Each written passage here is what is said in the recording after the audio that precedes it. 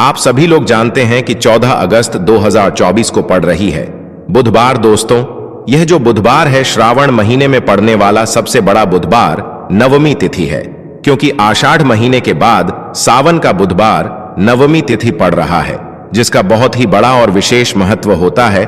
और ऐसा दिन पूरे साल में सिर्फ एक ही बार आता है। और दोस्तों, आप सभी लोग जानते हो कि बुधवार का अगर सबसे बड़ा कोई उपाय है तो वो 7 गेहूं के दाने वाला उपाय है। तो दोस्तों, इस सावन के बुधवार नवमी तिथि के दिन आप लोगों को इस 7 गेहूं के दाने वाला उपाय को जरूर करना है। बहुत सारे लोग होंगे जिन लोगों ने इस उपाय को ना किया हो, मतलब पूरा साल निकल गया, उन्होंने किसी भी दिन इस 7 गेहूं के दाने वाला उपाय को ना किया हो।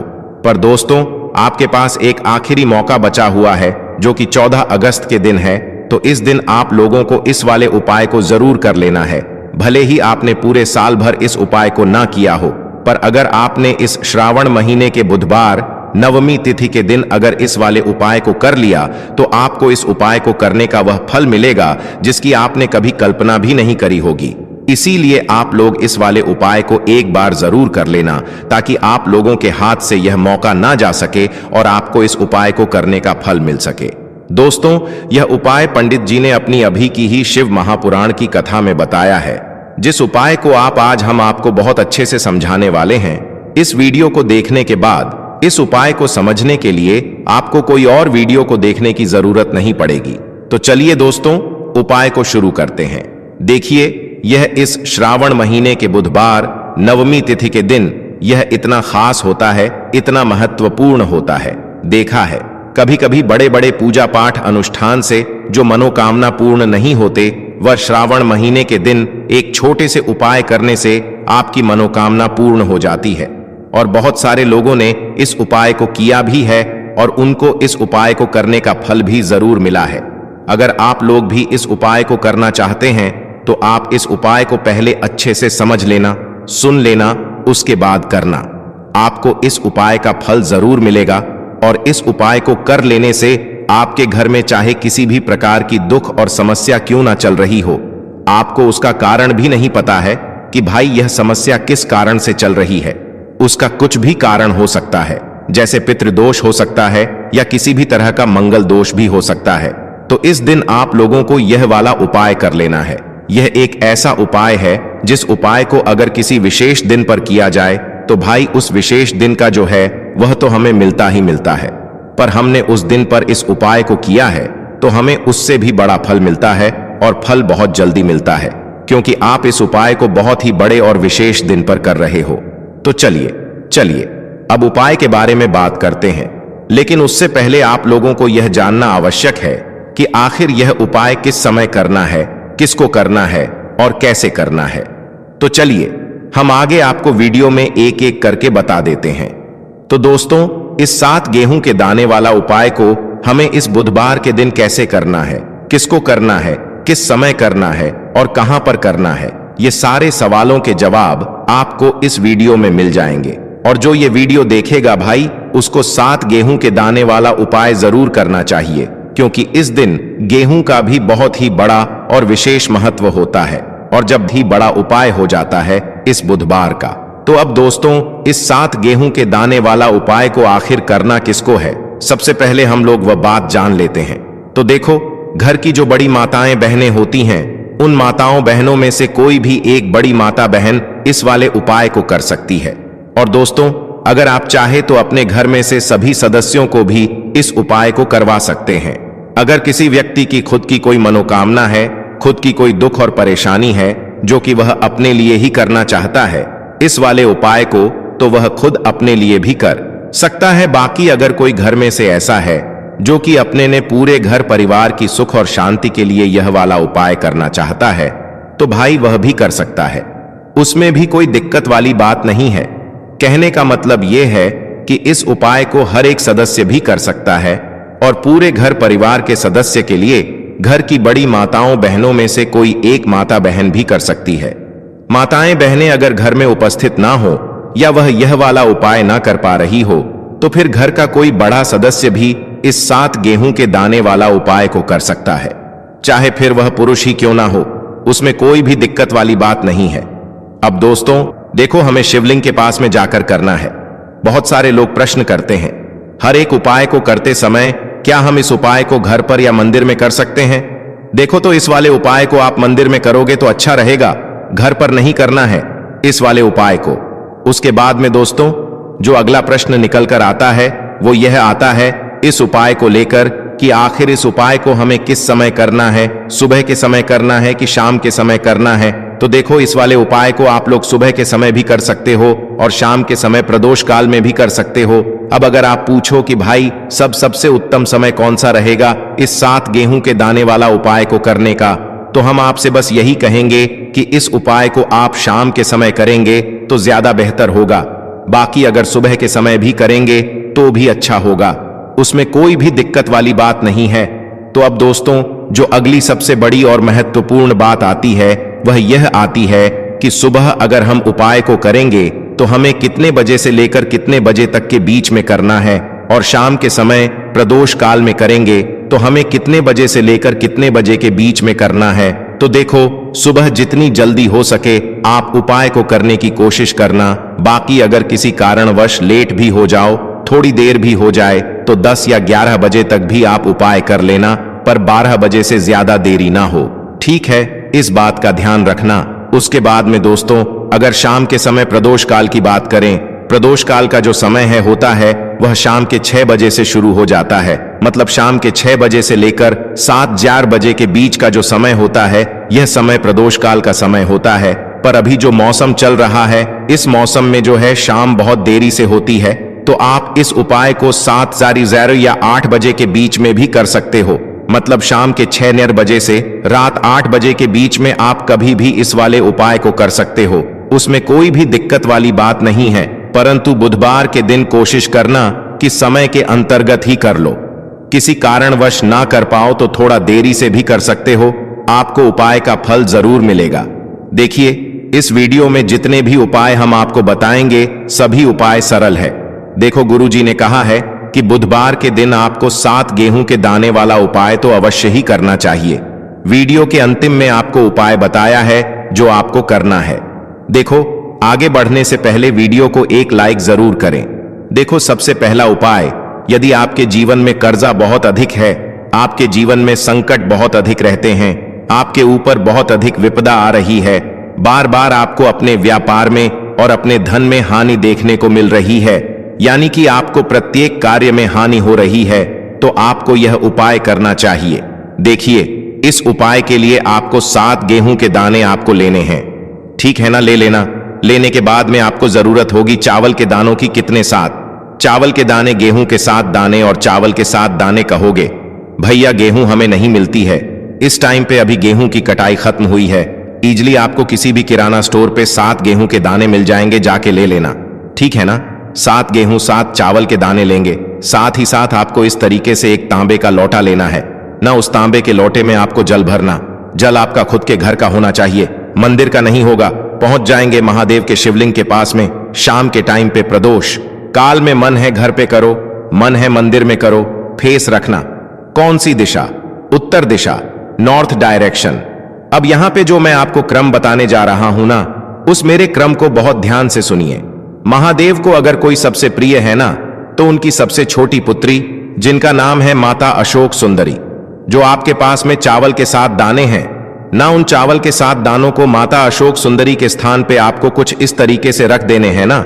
चावल के दानों को रखने के बाद में जो आपके पास में तांबे का लोटा है ना, उस तांबे के लोटे को कहीं पे भी हम जल नहीं चढ़ाएंगे। सिर्फ और सिर्फ माता का जो हस्त कमल आपको दिख रहा है, यहीं पे गोल गोल आपको समर्पित करना है उसी जल को, और कहीं नहीं। ना तो माता अशोक सुंदरी के स्थान पे, ना तो शिवलिंग के ऊपर, सिर्फ आपको यहाँ पे गोल गोल जलाधारी पे आपको उस जल को समर्पित करना है ना।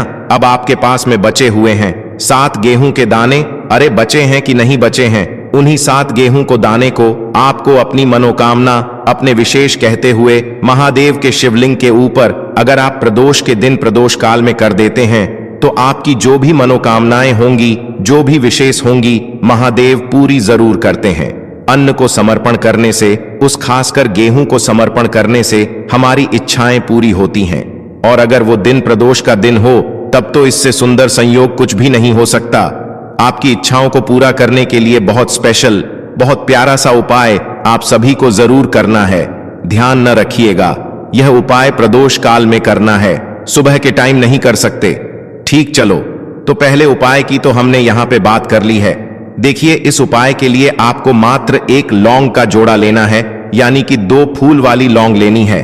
साथ में आपको मात्र थोड़ा सा शहद लेना होगा और इसी के साथ में आपको तांबे के पात्र के अंदर शुद्ध जल लेना होगा। अब देखिए, इन सभी सामग्रियों को लेकर के आपको भगवान शिव के मंदिर में पहुंच जाना है। देखें, ये उपाय आप सुबह से लेकर शाम तक कर सकते हैं। तो वह सबसे पहले तो आपके पास जो 2 फूल वाली लौंग हैं, उन्हें आपको शहद के अंदर अच्छे से डुबो है, यानी कि दोनों लौंग पर आपको अच्छे से शहद का लेपन कर देना है।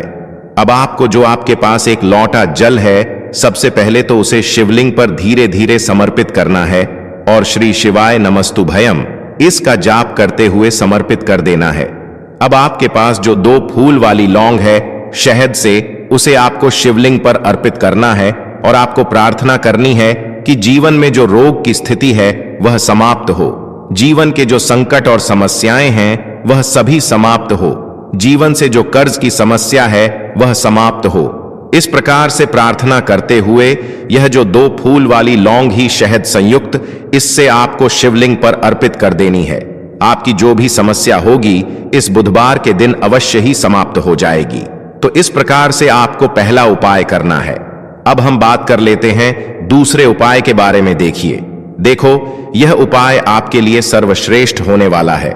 देखिए, इस उपाय के लिए आपको मात्र 5 हरे मूंग के दाने आपको साबुत लेने हैं, खंडित नहीं होने चाहिए। इस बात का ध्यान रखें और इसी के साथ में आपको एक तांबे के पात्र के अंदर अपने घर से शुद्ध जल ले लेना है।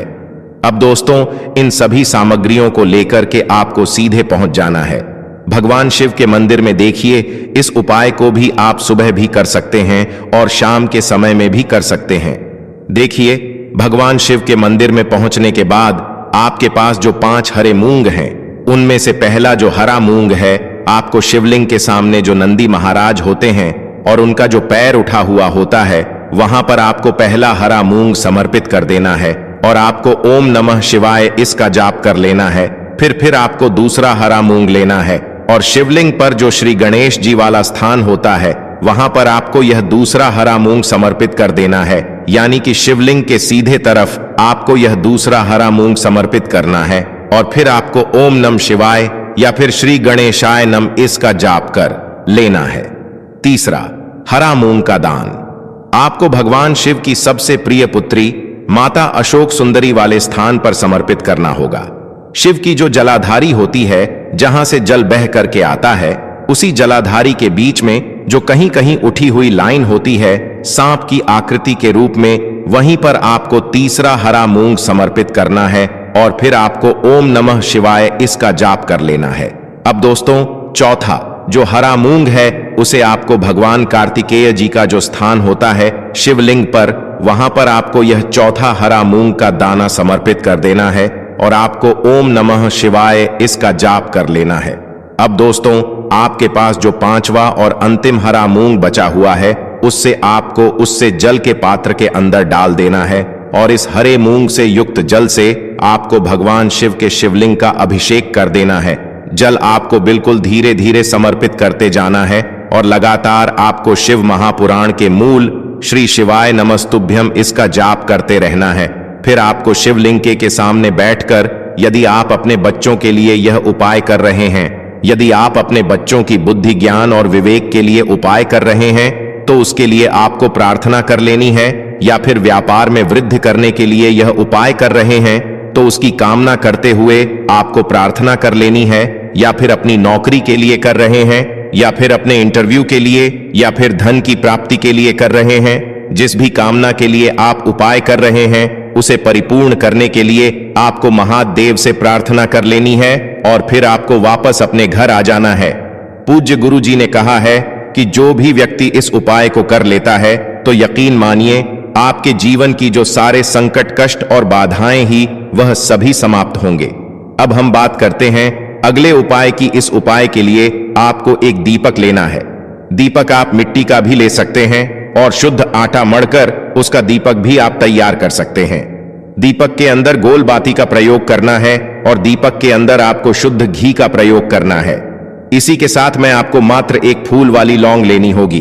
अब यह एक दीपक और एक फूल वाली लौंग लेकर के सीधा आपको पहुंचना होगा बरगद के वृक्ष के वहां पर। देखिए, सबसे पहले तो आपके पास जो एक फूल वाली लौंग है उससे आपको बरगद के वृक्ष की जड़ में समर्पित करना है। देखिए, अगर आपके जीवन में कोई भी बड़ा संकट आने वाला है, कोई भी बड़ा कष्ट आने वाला है, तो वह इस उपाय के माध्यम से दूर होने वाला है। महादेव की विशेष कृपा रहेगी कि जो भी संकट आपके जीवन में आने वाला होगा वह भी दूर हो जाएगा। तो आपको एक लौंग समर्पित करनी है बरगद के वृक्ष की जड़ में, और वहीं पर आपको जो है गोल बाती वाला दीपक जो आप लेकर के गए हैं उससे भी वहां पर प्रज्वलित कर देना है वट केयर करते हुए। देखिए, जब भी आपको जीवन में इस साल लगने लगे कि आपके जीवन में कुछ भी अच्छा नहीं चल रहा है, तब भी आपको ई उपाय करना है। तो इस प्रकार से आपको यह उपाय करना है। अब हम जान लेते हैं चौथे विशेष उपाय के बारे में। देखें, यदि आपके विवाह में, शादी में कोई भी समस्या आ रही है, यदि आपका जो कर्ज है वह दिन पर दिन बढ़ते ही जा रहा है, तो आपको यह चमत्कारी उपाय करना चाहिए। कोई भी समस्या अगर जीवन में है तो उसे दूर करने के लिए आपको ई उपाय करना चाहिए। मंगल दोष से जुड़ी हुई समस्या भी है तब भी आपको यह उपाय करना चाहिए। देखिए, इस उपाय के लिए आपको एक तांबे के पात्र के अंदर अपने घर से शुद्ध जल लेना है और इसी के साथ में आपको एक चुटकी लाल चंदन लेना होगा। अब आपको क्या करना है कि जो लाल चंदन आपने लिया है उसे आपको उससे जल के पात्र के अंदर डाल देना है, और यह जल्द जो है आपको लाल चंदन से युक्त तैयार कर लेना है, और यह लाल चंदन से युक्त जल आपको भगवान शिव के मंदिर में लेकर के पहुंचना है। लेकिन यह उपाय भी आप सुबह से लेकर के शाम तक कर सकते हैं।